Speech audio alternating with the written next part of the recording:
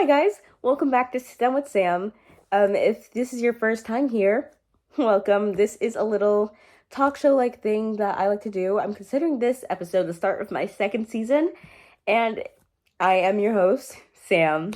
And today's topic is going to be revolving around Percy Jackson. So don't forget to like and subscribe, hit that bell for notifications, and then comment down below what your current favorite episode of the new TV show is if you've already watched it. And I'm recording this on Saturday, so the last episode hasn't come out yet. But did we like this season so far? And are you hoping for another season? Let me know in the comments. So talking about the TV show, there's a TV show.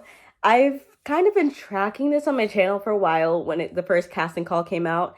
And this is super exciting. I honestly did not get into the books until like 2 years ago, but hearing about this casting call was super cool, and I'm really happy with how the TV show turned out in relation to the books. I know there's a bunch of controversies or opinions about certain aspects of that, and one of those is casting. So there's a lot of controversies, I'd say, around the casting of this TV show. And a lot of the complaints were that it was not book accurate, especially surrounding the casting of the character Annabeth. Now, a lot of these criticisms, I feel, are unnecessary. I can get it from the perspective, like, okay, you grew up with these books, you're reading it, but also, the author is heavily involved in this production, and if he felt that certain aspects of their physical appearance were important to the story, then they would have been included in the show. And none of their aspects, like Annabeth being white and blonde, does not really affect her character. It's just how she was described in a book that he wrote a long time ago, like over 20 years ago. So things can change. Like if he were to write it now, maybe that's how he would write it. But again, it's his story, it's his intellectual property. So if he cast it a certain way, then Percy can be blonde. Annabeth can be black. It's his story. And if you really want to look at it, just think of it as an alternate universe kind of thing, where the Percy Jackson books are one canon, the movies are another canon, and the TV show is its own canon. But other than that, I feel like I understand where people can be coming from with these criticisms, but I think overall they're unnecessary. And again, and most stories from that time period are going to be fully white. So I think it's nice that since it is a different time and there's more thought going into the types of characters in shows, that they are making these casting decisions just based on best fit.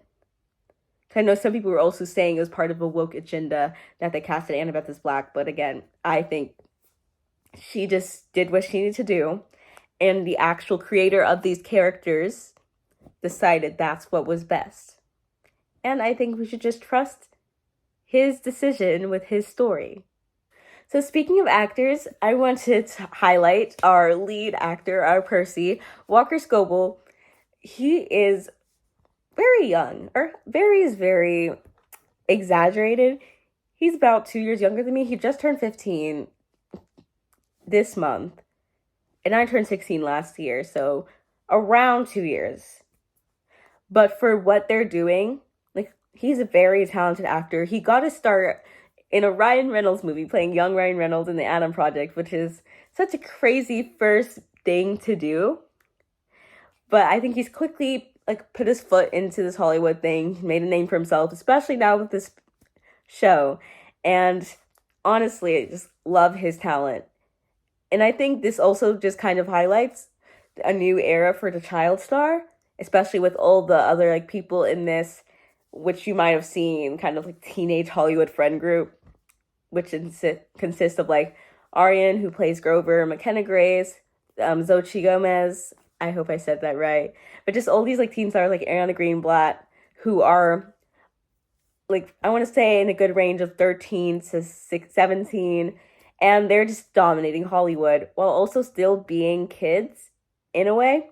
And I think that's honestly really great to see, especially with even in recent years, just all these things about like exploitation of child stars and people who didn't really want to be in the business. So it's good to be able to see this generation of people who are still doing this thing that they love, but also seem like they are getting to be a kid. But for Walker, I think with the career path he's heading on with all these like big projects, he's going to be on a path for success. So many future possibilities are out there for him, and I wish him luck on his endeavors. So as of the time I'm recording this, there are 7 episodes out right now, and the next episode is coming out in about 2 days, and I am very excited. Honestly, right now, I'm loving this show. I've heard a lot of complaints about book accuracy and pacing and a bunch of other things. I haven't read the books. I've read 1 through 3 once a while ago, so I'm not so crazy familiar with the content. But honestly, I think it's very good storytelling, especially for these time slots they have to actually present the story. I can see what people are saying about pacing problems, but it's the thing when you're adapting a book, only so much can translate well, especially when it's something so inner thought heavy. Like the books are so, you're in Percy's head, you understand how he feels about every situation. So to compensate for the notable loss of content when you're translating that into a TV show, you have to add more dialogue, more things happening faster. Things are allowed to happen faster because you don't sit for 10 minutes inside his head. So it's just one of those things where I wouldn't say it was not a book meant to be adapted. It's just a book that the way it's written makes it harder to adapt to be perfectly like the book, how some fans would want it to be. But for what they're doing, I think they came out with a really good product. The actors are good. I've heard a criticism that it's very Disney Channel acting, but if this was Disney Channel acting, it would be very different and also very young. But Walker Scobell does have his fair share of credits. They all do. But I'd say it's one of those things where if you allow the show to grow, their acting will naturally grow as they become more comfortable with their characters. But I think that these kids are very talented for what they're doing. Now, in terms of production design and everything, I've honestly loved the sets. Camp Half-Blood looks great and super cool. And I feel like a lot of the production design seems relatively digital. Well, for some aspects. But I think it's really cool. So no complaints there. I honestly love the way these characters interact. The dynamic is written fairly well. I know another thing I've seen complaints about was like the stakes, because none of the episodes seem to hold any real big stakes for anything. And I can definitely see that, but maybe if the show's allowed to go on, the stakes can be raised a little higher. Because again, it's one of these things where everyone is learning how to present the story the right way. So if we give them the proper time, they'll have the ability to give us the story that a lot of people really, really want. But overall, I think it's going very well and that these actors are putting their whole self into it and we're getting a great product from it. Another thing I've seen, like criticism about the show, is the CGI. But for all of you guys who have no understanding or insight of how television production works, it's not that simple. Yes, they have a big budget, but it's also an 8-episode season. And if you've seen the behind the scenes or just kind of see how many things are CGI'd, that budget is spread so far and so thin that honestly, most of what they're doing is like they're using all the budget and some, like, and then some. And all the budget does not go to CGI as well. There's so much more that they have to pay for. So I understand that it may not look as well as some people may like, but it's not that simple. And if you really are, I'd say look it up or look into it yourself. But that's just also not a fair criticism to make about the show.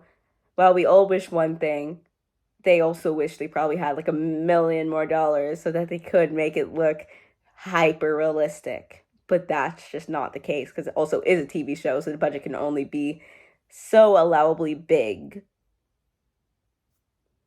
But maybe in future, if there's more seasons and it gains enough attention and fan base, then they can make the case for a bigger budget and in turn a better look. But for now, this is what we get. And literally, the car scene. Well, spoiler alert. I'll put a timestamp. This is gonna be quick though. But in the car scene in the Lotus Hotel episode, that whole thing is like CGI'd. So that's a lot right there. I was looking at the behind the scenes, and they're literally against a blue screen with this little taxi cab. So you have to trust that they're doing the best they can. And honestly, the product is very good for what they're doing. But yeah, I haven't read these for 2 years. But honestly, from what I remember from the first one, especially after reading it, then watching the movie, and then now seeing the show, even though some things could have been worked upon or done better, especially if they had a longer runtime, because a lot of the runtime on the app is the recap and then the credits with the post credits. But I still think this is a very great product they came out with. And I still think season 2 has not been greenlit yet at the time of making this, but I hope it will be soon, especially with the finale coming out in 2 days. And I hope you guys enjoyed. Don't forget to like and subscribe, hit the bell for notifications, and comment down below. I already had you comment down below something else, but let's see. Comment down below what actor you would love to see show up on this show if it ran for the 4 more seasons it's meant to. Bye!